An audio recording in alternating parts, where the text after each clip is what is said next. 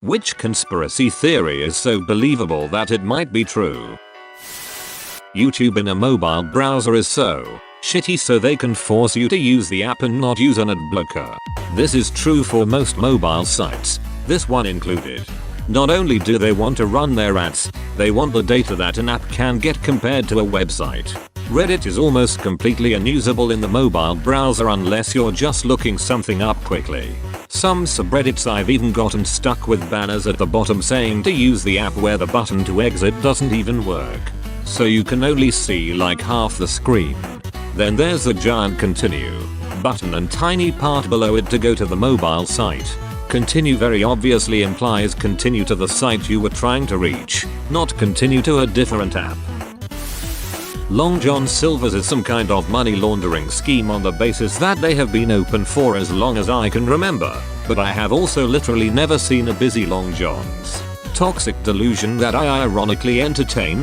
Perhaps? You clearly didn't grow up in a white trash family. LJS is a poor man's Red Lobster. We would eat fast food almost every night when I was growing up, and maybe once a month get LJS. It was a treat. Bro, those hush puppies were bomb. There is a LJS near my house that I have legit never been to or seen anyone go inside of or use the drive-thru. It's been there for 10+ years, while other businesses like McDonald's and KFC have opened and closed locations within a block. Yum brands: LJS, KFC, Taco Bell, Pizza Hut. They are also partially franchised and partially corporate owned. You probably live by a corporate run store. They'll keep them open just because sometimes. The president of the Philippines, due to it, is very anti-drugs to hide his own involvements with drug cartels off which he makes billions. Funny enough, he once told supporters that, if his own children were found to be dealing in drugs, they should be executed. Not long after, one of his children was found to be involved with a big shipment of cocaine, if I recall correctly, still alive. I may be shaky on some of the details here, but I remember reading this on Jutit's Wikipedia page. I'm at work, we'll find the source later if anyone is interested. He's definitely clearing the market of any competition. Good way to secure control of supply. Only problem is you kill off a ton of customers. It's actually a good long-term strategy though. Say you only captured 20% of the market. Then you instigate these changes. The market shrinks to 40% of its original size, but now you are capturing nearly all of that.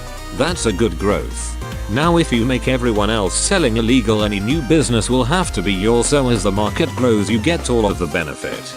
This guy organizes crime. That the CIA post this question every time so they know what the general public suspect. Redacted. Apple started the meme about AirPods being expensive as a marketing ploy. Happened around Christmas. You might be right. Not only thing that was happening. I was in there getting my laptop fixed and they were offering $150 gift card for anyone who bought a phone or laptop. Since people were buying stuff already, the extra money made AirPods a lot more affordable. I feel like I see them 5 times more often ever since the memes started, but the memes also caused me to acknowledge their existence more, so who knows. Cops go on ways and leave random police sightings to cause people to slow without actually having to stay and check on people. One guy actually posted on Reddit that he did this so that his traffic duty was easier. It's better than giving tickets. I think it's smart for them. It gets the job done of getting people to slow down without having to worry about pulling over a crazy person. The development of the F-35 fighter jet is so over budget so the military can fund other top secret projects without making a new line item on the budget. It's the only conspiracy theory I believe. $10,000 for a hammer. $20,000 for a toilet seat. 2 words. Mr. President. Plausible deniability. The government experiments on the mentally insane, because no one will believe someone with that kind of medical history. I feel like people overlook the fact that the government actually did experiments on Americans and fricked at least one of them up so bad that he moved to the middle of the woods and started mailing bombs to people. The Reddit search function is intentionally bad, or not purposely bad, but they know how to fix it. but refuse to encourage more new posts. God, it's so awful. Unusable, I would say. I have been redditing daily since around 2012 and it has always been bad. I just Google whatever and put Reddit after. Google the phrase you want to find on Reddit and then enter site reddit.com to only get Reddit posts. The oil and coal industries invested heavily in killing off nuclear power as an attractive alternative. These days we have reactor designs many times safer than other methods of generating power, and the waste issue is something that could be fixed with sufficient investment. Not even a matter of these days. Even taking into account disasters like Chernobyl estimated around 4,000 premature deaths, and Fukushima, 600. Nuclear is incredibly safe compared to coal's 5,000 accidents per year. Nuclear kills 90 people per petawatt hour generated, whereas coal kills 100.000 people per petawatt hour, mainly because of lung problems worldwide. Even if we don't take into account the climate change contribution, most of those deaths are easily avoidable if we switch to nuclear. Absolutely. And many of the major nuclear meltdowns, which are sensationalized beyond belief by the media, both of the traditional and social variety, are a result of wildly outdated reactors and facilities. Because many countries are either unwilling to or are financially incapable of building new reactors, modern nuclear facilities are orders of magnitude safer than even those of a couple decades ago. The issue is that $5 billion is the starting price tag and it goes up from there, so it's a large investment relative to other conventional power plants, not to mention the ignorance-driven fear of nuclear power, which is arguably the greater barrier to entry than cost. Multiple football World Cups have been influenced either by governments hosting them, or other entities out for their own gain. 2002 South Korea, Japan and 1978 in Argentina are the two most obvious ones that come to mind. It's well known that international sports, including soccer and the Olympics, are huge septic pools of corruption. FIFA is absolutely the most corrupt organization in sports. IOC is up there too. They really are. Which sucks, because as a kid I grew up with this belief that the Olympics were this almost utopian thing where every 4 years, the world came together and celebrated in a spirit of peaceful competition. My family watched the Olympics religiously. I never had any interest in sports like figure skating or bobsledding, but I was riveted by those Olympic events.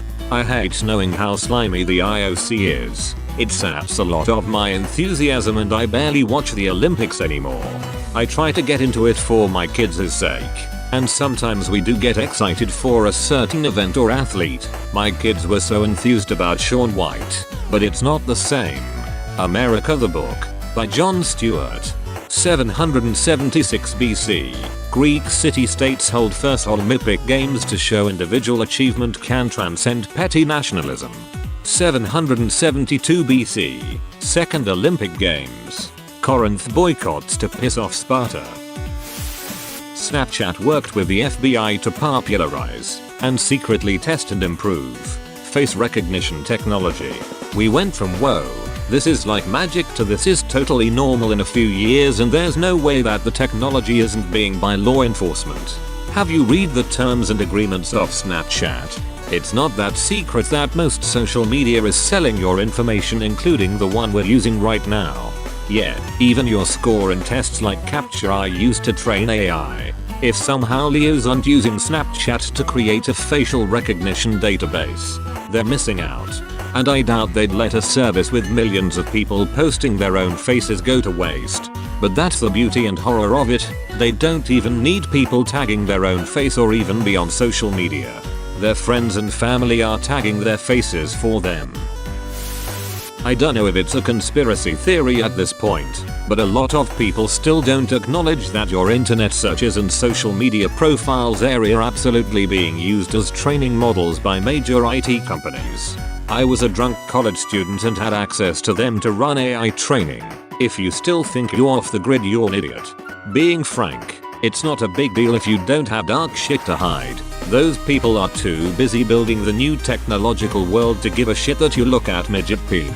But don't delude yourself to think people don't have access to anything you do on the internet. And to further that point, privacy in public is non-existent. When you're in public, in a city you're on camera something like every 6 minutes, more in denser areas. So don't go freaking out when someone takes your picture or films you acting like an idiot.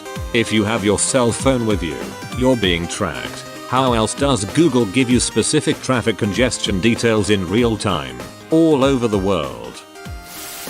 Mattress firms aren't only holding mattresses, buddy. I believe mattresses have huge margins, but there does seem to be an unbelievable amount of mattress stores around. There is a frame store in my town that has really weird hours. Only open a few days a week. Also seems like a great opportunity for money laundering. After reading about this on Reddit, I got to thinking. Once I needed a new bed, I decided to check it out. I went in and was approached by 2 salesmen. They had this $1,499 mattress that I really liked. The sales guy saw the twinkle in my eye and knew that I must have this mattress. I told him I liked it, but I needed something more budget friendly. I was a broke ass at the time. He then said, well, we can do this one here on the floor, $4,950. I told him, to be honest, I only have $400 to spare. He says, hold on a minute while I make a call. Then comes out and says, okay, we can do $400. Just come back in an hour while we prep it. I left, came back, and they even helped me lift it up to my truck. Honestly, the best mattress I've ever owned. I get compliments all the time. Is this just a brag about your appearance? His wife is very popular in the neighborhood. Men get to test the mattress.